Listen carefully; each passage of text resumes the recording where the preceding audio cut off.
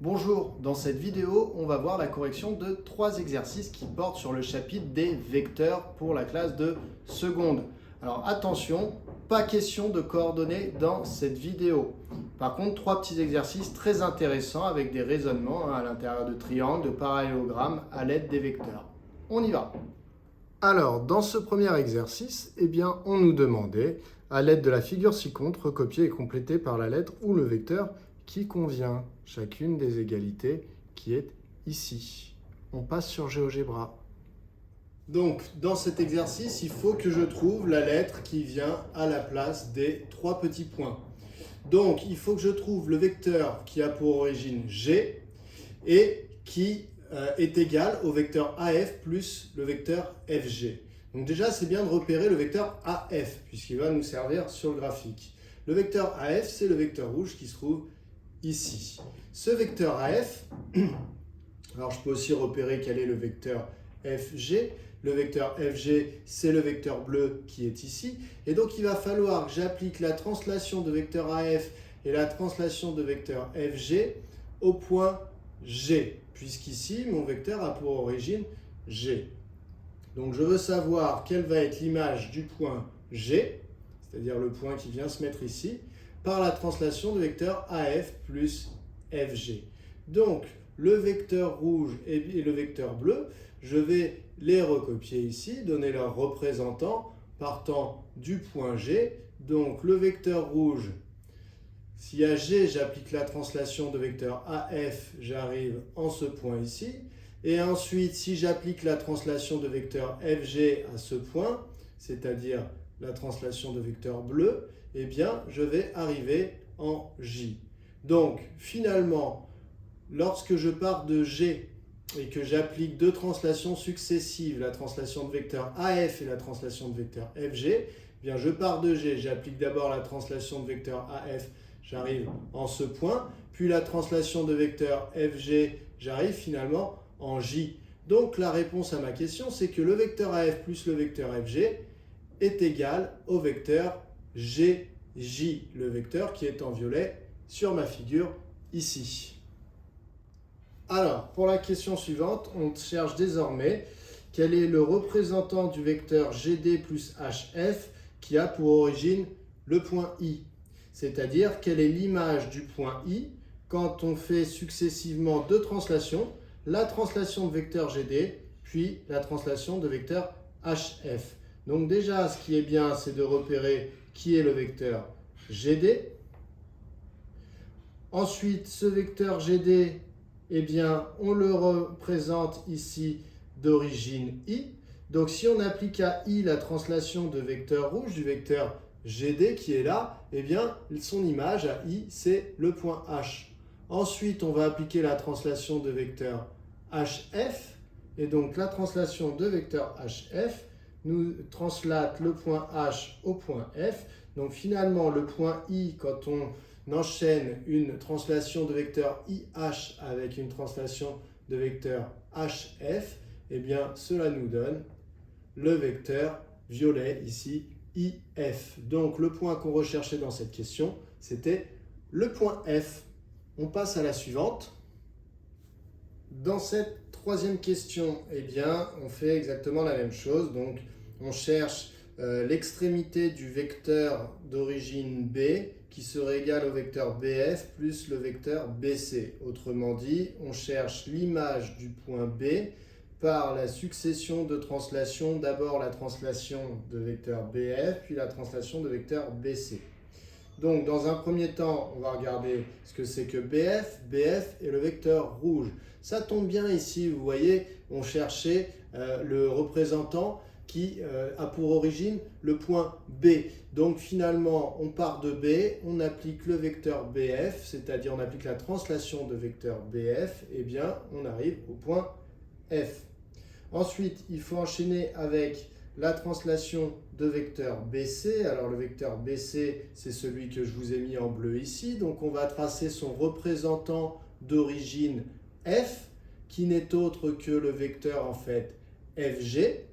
Et donc, une fois qu'on a fait ces tracés-là, eh bien, finalement, on se rend compte que le vecteur BF plus le vecteur FG, eh bien, c'est égal au vecteur BG. C'est-à-dire que G est l'image du point B par la translation de vecteur BF suivie de la translation de vecteur FG, sachant que le vecteur FG est égal au vecteur BC.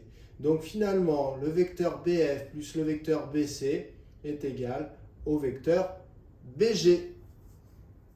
On passe à la dernière question de cet exercice. Cette fois-ci, c'est un petit peu différent. On veut additionner trois vecteurs, FH plus AG plus BA. Et cette fois-ci, on ne nous propose pas d'origine pour le vecteur réponse ici. Donc, si on ne nous propose pas d'origine pour le vecteur réponse, eh bien, on peut partir du point qu'on souhaite pour faire le représentant qu'on veut. Donc, je peux très bien, puisque mon premier vecteur s'appelle FH, considérer que je prends le représentant vraiment FH, que je pars du point F. Et donc, par la translation du vecteur rouge, eh bien, le point F a pour image le point H. Ensuite, j'enchaîne avec la translation de vecteur HG. Alors, je vais regarder HG où il se trouve. Eh bien, ça tombe bien, puisque vous voyez, comme il a pour origine le point H, eh bien, finalement, la translation du point H par l'image du point H par la translation de vecteur HG, eh bien, c'est bien G. Donc finalement, ici, on aurait pu le repérer sur la formule dès le début. FH plus HG, eh bien, par la relation de Chasles, on sait que cela fait le vecteur FG. Donc finalement, en enchaînant la translation de vecteur FH et de vecteur HG, le point F a pour image G. Il me reste juste à faire la dernière translation. Donc, pour le point qui est G ici, il faut que je le translate de vecteur BA. Alors, le vecteur BA sur la figure, il se situe ici en bas. Et donc, évidemment, ce n'est pas ce représentant-là qui va m'intéresser. Moi, c'est le représentant qui a pour origine le point G. Donc ici, je le trace avec pour origine G. Et donc, je me rends compte qu'en enchaînant les trois translations, le point F, je l'ai translaté de FH, il s'est retrouvé en H, puis de HG, il s'est retrouvé en G, puis de vecteur GF, il s'est à nouveau retrouvé en F. Donc finalement, le vecteur résultat de cette addition ici, eh bien, c'est le vecteur qui a pour origine F et pour extrémité F également. Donc finalement, c'est le vecteur nul, noté avec un 0 et une flèche au-dessus. On ne peut pas le représenter sur la figure, puisque vous voyez, c'est un point qui a pour origine et pour extrémité eh bien, le même point. Voilà pour cet exercice. Il faut absolument que vous sachiez faire ça. C'est vraiment la base pour ce chapitre de vecteurs en seconde. Pour l'exercice 2, on nous dit soit ABC, le triangle représenté sur la figure ci-contre, soit D et E, les points tels que CD est égal à 2CA et CE est égal à 1,5 de CB. Reproduire la figure ci-contre sur votre feuille et construire les points D et E. Alors, lorsqu'on vous dit que CD est égal à 2 fois CA, ça veut dire que si vous partez du point C, vous arriverez au point D en faisant 2 fois la translation de vecteur CA. Donc, on part du point C pour arriver au point D, il faut faire 2 fois la translation de vecteur CA. Ça nous amène au point D qui se situe ici. Et on sait également, du coup, que finalement, le point A est le milieu du segment CD. Ensuite, on nous dit que le vecteur CE est égal à 1,5 du vecteur CB. Donc, ça veut dire que pour aller du point C au point E, eh bien, je dois faire la moitié du déplacement qu'il faudrait faire pour aller du point C au point B. Donc, je pars du point C et je fais la moitié du déplacement qui m'amènerait de C vers B. Donc, en fait, le point E n'est autre que le milieu du segment CB. Voilà pour la construction de cette figure. On peut passer à la question suivante, la question 2. La question 2 est exprimer le vecteur BD en fonction du vecteur EA. Si je regarde la figure, je dois donc exprimer le vecteur BD en fonction du vecteur EA. Je dois exprimer le vecteur mauve en fonction du vecteur bleu. Alors déjà, il faut comprendre la question. Exprimer le vecteur BD en fonction du vecteur EA, bien exprimer un vecteur, c'est dire à quoi il est égal. Donc exprimer le vecteur BD, c'est dire BD égale. Et en fonction de EA, ça veut dire que vous devez dire qui il est à partir du vecteur EA. Donc par exemple, peut-être qu'il vaut 8 fois EA. Peut-être qu'il vaut moins 5 fois EA. Peut-être qu'il vaut 121 fois EA. Et donc, en fait, il faut trouver ici, BD, combien de fois il vaut EA. Donc, c'est-à-dire, il faut trouver, en fait, le nombre K, le rapport de collinéarité de BD avec EA. Voilà. Donc, il va falloir essayer d'exprimer ce vecteur violet en fonction du vecteur bleu. Alors, pour cela, eh bien, on peut commencer de la manière suivante. On peut dire BD, finalement, c'est égal à, donc, le vecteur BD est égal au vecteur BC plus le vecteur CD. Ça, c'est grâce à la relation de Schall que je peux le dire. Donc, BC plus CD, si je dois justifier, je dis d'après la relation de Schall. Donc, d'après la relation de Schall. Ensuite, eh bien, BC, je peux tout à fait l'exprimer en fonction de EC.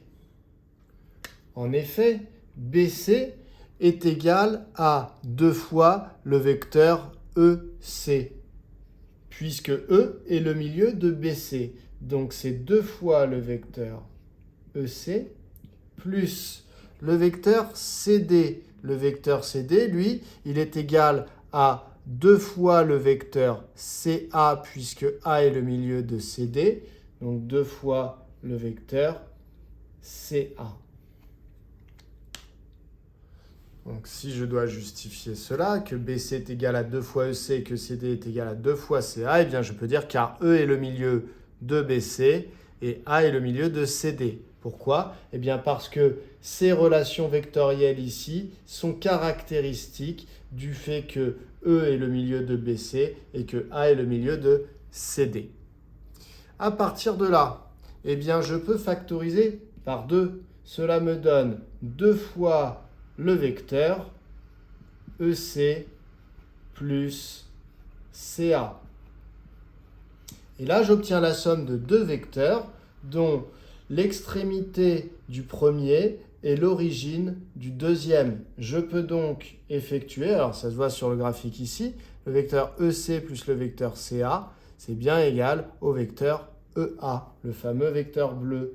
Donc c'est égal à 2 fois EA, et ce qui me permet de passer de cette ligne à celle-là, eh bien c'est une nouvelle fois la relation de Schall qui dit que quand l'extrémité d'un vecteur est égale à l'origine du suivant, eh bien finalement ça revient à faire le vecteur avec l'origine du premier et l'extrémité du deuxième, d'après la relation de Schall. Ainsi, eh bien, on a bien exprimé BD en fonction de EA. On a trouvé que BD était égal finalement à 2 fois EA. Cela nous amène à la question 3, en déduire la position relative des droites BD et EA. Donc, sur notre schéma, eh bien, on a BD qui est cette droite-là, EA qui est ici, et donc la position relative de ces deux droites, eh bien, c'est que les deux droites sont en fait parallèles. Alors, pour prouver que ces deux droites sont parallèles, eh bien, finalement, on l'a déjà fait, puisqu'on a montré que BD et EA étaient des vecteurs collinéaires, puisque BD est égal à 2 fois EA, eh bien, on va pouvoir dire que les droites BD et EA sont en fait parallèles. Donc je commence par répéter l'argument qui me sert. C'est l'argument qui est sur la ligne juste au-dessus, mais la ligne du dessus, c'était la question 2. Donc moi, c'est une nouvelle question. Donc je répète cet argument. BD est égal à 2 fois EA. Donc ce que je peux dire, c'est que par définition, eh bien, BD et EA sont des vecteurs qui sont collinéaires. Et si ce sont des vecteurs qui sont collinéaires, ça veut dire qu'ils sont portés par des droites qui sont parallèles. Donc, finalement, la droite BD et la droite EA, donc notation entre parenthèses pour les droites, sont parallèles. Voilà qui vient conclure, du coup, cet exercice 2. On passe au suivant. Dans l'exercice 3, eh bien, cette fois-ci, on a ABCD, un parallélogramme qui est dessiné juste ici. On nous définit deux points M et N avec les relations qui sont écrites ici. Alors, dans un premier temps, on nous demande de montrer que DM est égal à 2 fois DA. Donc, je vais partir de la relation qui m'est donnée dans l'énoncé, qui est la seule chose que je connais sur le point M. Donc, je sais juste que le point M doit vérifier cette relation qui est là. Et je dois visiblement déduire pour la question 1 que le vecteur DM est égal à 2 fois le vecteur DA. Donc, comment démarrer une question comme celle-là? Eh bien, regardez ce que vous voulez. Vous voulez le vecteur DN, donc vous voulez que la lettre D soit associée à la lettre M, et vous vous autorisez, puisque vous voulez DM en fonction de DA, vous autorisez également à ce qu'il y ait la lettre D accompagnée de la lettre A. Toute autre combinaison ne nous intéresse pas. Donc ici, vous voyez déjà, quand j'observe le premier vecteur MA, il ne me plaît pas trop, puisque dans ma réponse, le point A et le point M ne sont pas associés. Donc le vecteur MA, il va falloir que je le remplace par d'autres vecteurs, notamment grâce à la relation de Chasles. Le vecteur MD. Le vecteur MD, il m'intéresse puisqu'en fait ici j'ai le vecteur DM et donc je sais que MD et DM sont simplement des vecteurs opposés l'un à l'autre. Donc si j'ai MD dans ma tête, c'est comme si j'avais, je peux obtenir facilement le vecteur DM. Enfin ici je vois le vecteur AD. Donc la lettre A et la lettre D sont associées, tout comme dans ce vecteur-là. Donc celui-là, c'est pareil, je sais que je vais pouvoir obtenir du vecteur DA assez facilement à partir du vecteur AD. Donc finalement, le vecteur que je vais devoir retoucher le plus, c'est le vecteur MA. Donc comme je vois que la lettre M est associée ici au point D et que la lettre A est aussi associée au point D dans la réponse finale que je veux, l'idée c'est d'utiliser la relation de Chasles dans le vecteur MA en introduisant le point D. Donc MD plus DA, donc ça c'est le vecteur MA, plus MD, celui qui est ici, est égal à 3 fois le vecteur AD. Quand j'en suis là, eh bien, je vois que j'ai le vecteur MD plus le vecteur MD. Cela me donne donc 2 fois le vecteur MD. Et c'est égal à 3 fois le vecteur AD moins 1 fois le vecteur DA. Ici, toujours pareil, je regarde ce que je veux à la fin de ma question. Je veux DM et DA. Donc, MD, je vais le transformer en moins DM, puisque MD et DM sont opposés. Donc, MD, c'est moins DM. Et c'est égal à, ici, je ne veux pas de AD, je veux de DA. Donc, 3 AD, je dis que c'est également moins 3 DA. Moins DA qui était derrière. Donc, au final, on obtient que moins 2 DM est égal à moins 3DA moins DA, donc finalement moins 4 fois le vecteur DA.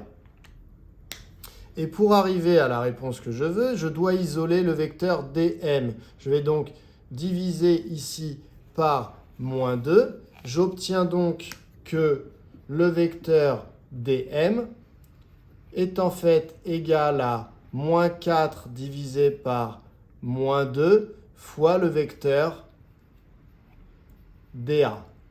Ce qui est équivalent à dire que le vecteur dm est en fait égal à moins 4 divisé par moins 2, c'est égal à 2. Donc 2 fois le vecteur dA, et c'est ce que nous souhaitions démontrer.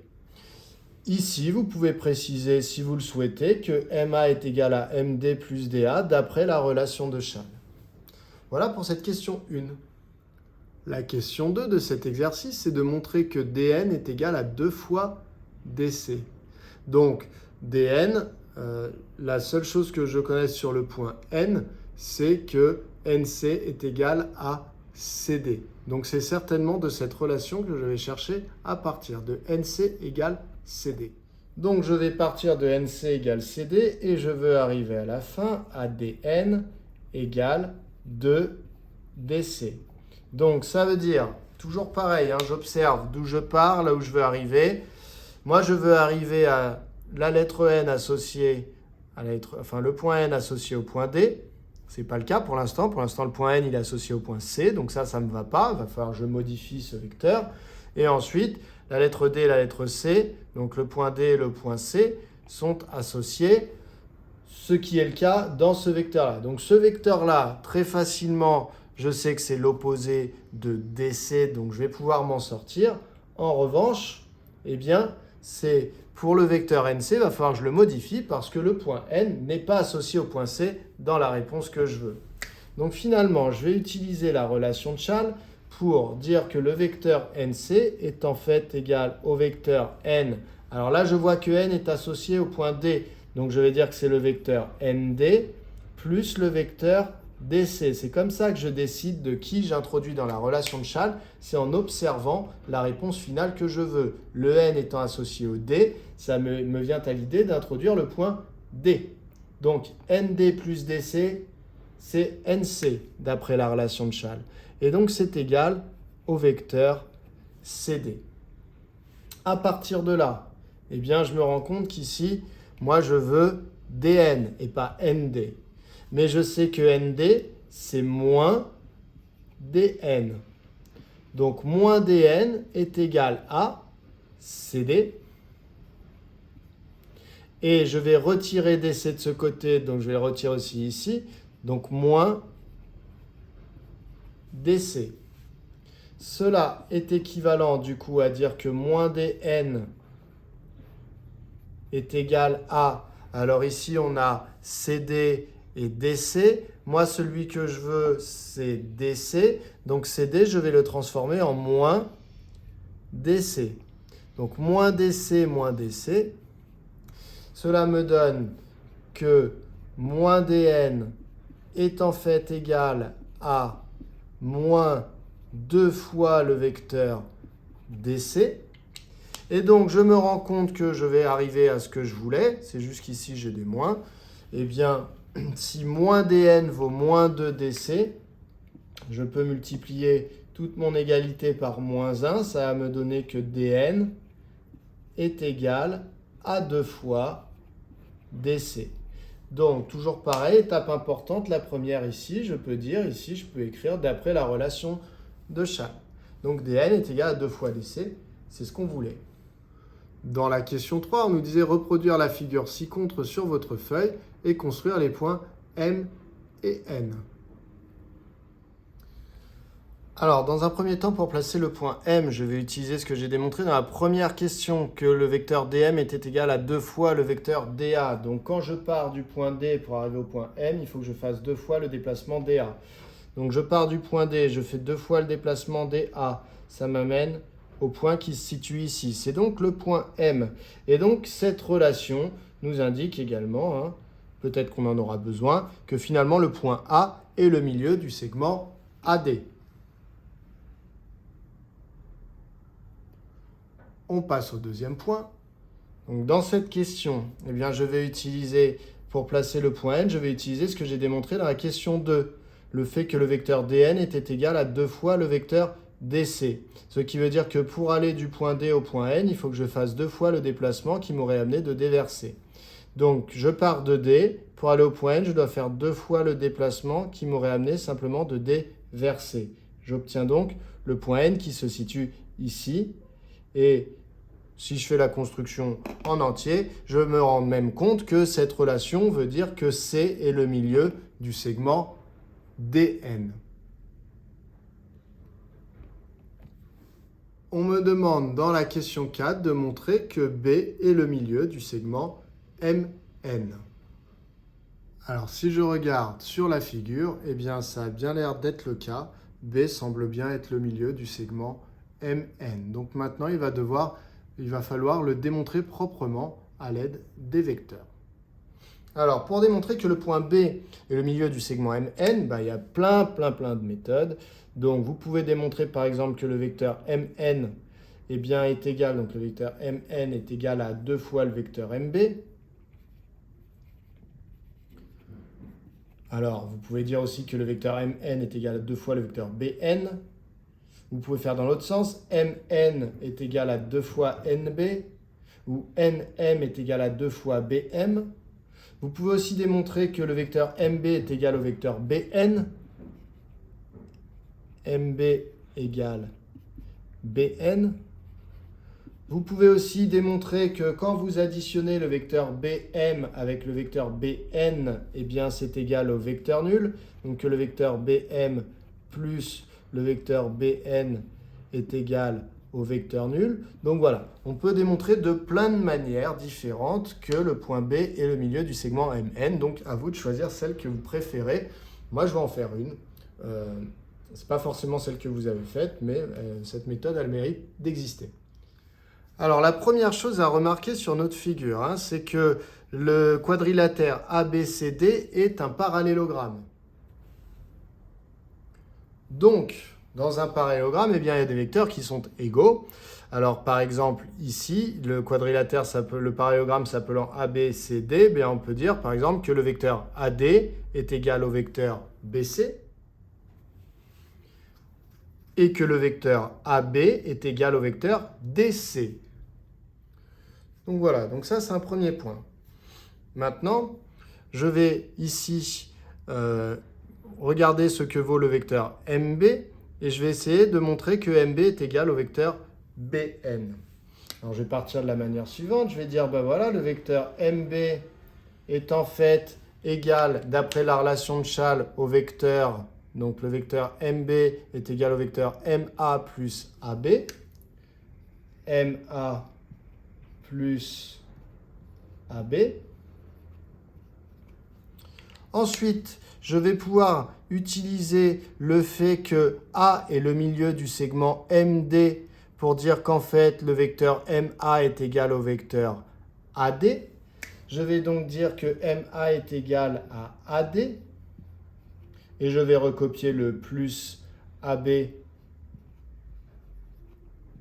qui est derrière. Donc ça, c'est car A est le milieu du segment MD. Ça, c'est la relation de la toute première question. Quand on a construit le point M, c'était en disant que DM était égal à 2 fois DA. Également, le vecteur AB, je vais pouvoir dire qu'il est égal au vecteur DC. Ça, je l'ai déjà dit juste ici. Cela me donne vecteur AD plus vecteur DC, puisque AB est égal à DC. Donc finalement, je me retrouve ici avec le vecteur AD plus le vecteur DC. Moi, mon but, c'est de montrer que cette somme de deux vecteurs ici, alors je pourrais dire que ça vaut le vecteur AC, mais ça va m'avancer en rien du tout. Donc moi, ce que je vais dire, c'est plutôt que AD plus DC, en fait, c'est égal à BC, puisque AD est égal à BC. Donc AD plus DC va me donner BC plus CN, puisque CN est égal à DC, puisque c'est le milieu du segment DN. Je vais donc transformer AD plus DC en BC plus Cn. Et j'aurais donc reconstruit Bn. Donc, AD est égal à BC. Ça, c'est ce qu'on avait écrit ici grâce au paréogramme. Et DC est égal à Cn. Donc, car C est le milieu du segment DN. Ça provient de la question 2 quand on avait vu la relation pour construire le point N. Je peux donc dire que BC plus CN est égal à BN d'après la relation de Chasles, puisque l'extrémité du premier est égale à l'origine du deuxième. Je peux donc garder l'origine du premier et l'extrémité du deuxième. Et j'ai donc obtenu que le vecteur MB était égal au vecteur BN. Et ça, c'est bien caractéristique du fait que B est le milieu de MN. Je peux donc conclure que B est le milieu de MN. Voilà qui vient conclure notre exercice 3. On peut donc passer, on va s'arrêter là pour les vecteurs et on va faire une autre correction pour la suite qui portait sur les fonctions. Voilà, on en a terminé avec ces 3 exercices. Ce ne sont pas des exercices faciles, mais il faut les avoir compris quand on est en classe de seconde. À bientôt!